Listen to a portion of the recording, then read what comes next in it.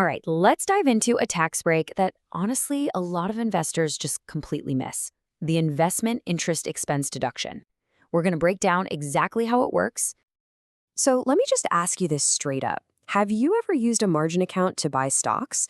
Or maybe taken out a loan specifically to jump on an investment opportunity? If you're not in your head yes, then you need to listen closely. Because, that interest you're paying, it's not just some abstract number on a piece of paper. It's a real, tangible cost that is actively eating away at your investment returns. Every single dollar you pay in interest is a dollar that could have been growing in your portfolio. But here's the million-dollar question, right? What if you could get some of that cash back? Can you actually deduct that interest expense when you file your taxes? Well, the answer is often a big yes, but, and this is a big but, you have to play by the IRS's rules, down to the very last letter. Okay, so first things first, we've got to understand what the IRS actually means when they say investment interest. It all starts with their official definition. So the definition itself is pretty straightforward. It's any interest you pay on money that you borrowed, specifically to buy property that you hold for investment. Things like stocks, bonds, mutual funds, basically assets that are supposed to generate income for you, like interest and dividends. Let me give you a quick example because this makes it crystal clear. Imagine you take out one loan for $10,000. You use $8,000 of it to buy some stock. The interest on that part, that's your deductible investment interest. But you use the other $2,000 to, buy a new TV. The interest on that part is considered personal interest. And nope, you can't deduct it. And you gotta know, the IRS is super specific about what does not count. Your home mortgage interest, that's a completely different set of rules. Interest from a passive activity, say a business you invested in but don't actively manage, that's out too.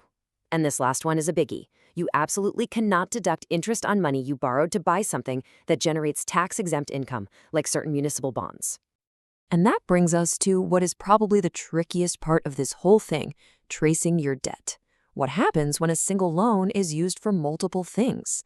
This is where allocation is absolutely key. The core rule is actually pretty simple in concept. You just have to follow the money.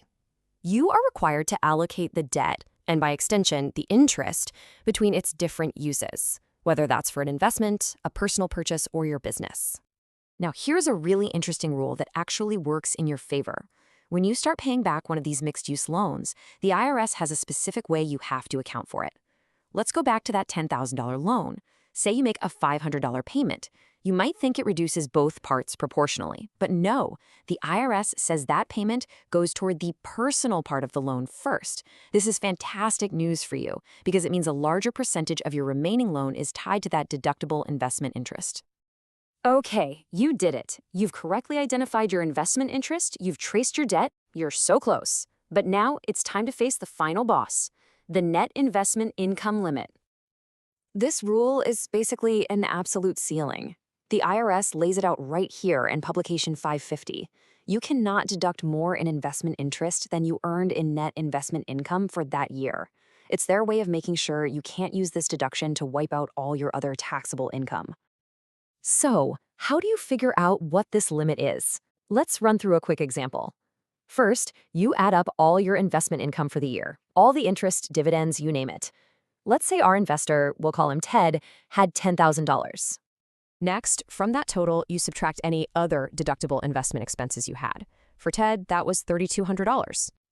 And boom, there's your number, $6,800. That amount, his net investment income, is the absolute maximum amount of investment interest he can deduct for this year. That's the ceiling. So you're probably thinking, wait a minute, what if Ted paid $8,000 in interest? What happens to that extra $1,200 he couldn't deduct? Is it just gone? And the answer is no.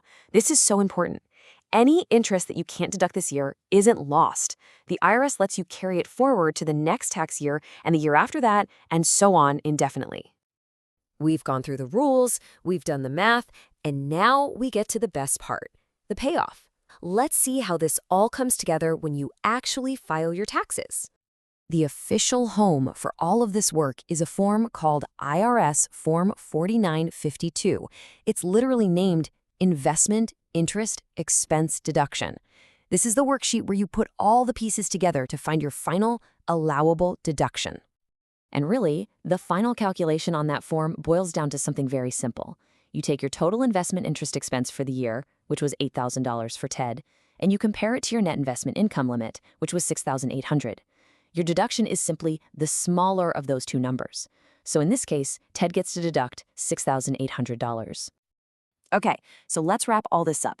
If you remember nothing else, remember these 4 things. 1. Yes, you can probably deduct the interest on your investment loans. 2. You have to be meticulous about tracing where that borrowed money goes. 3. There's a hard cap on your deduction based on your net investment income. And 4, and don't forget this, any interest you can't use this year gets to be carried forward for you to use later. So as you start thinking about your own finances and maybe getting ready for tax season, it really all boils down to this one question. How much investment interest did you pay last year? And are you sure you're not leaving a really valuable deduction on the table?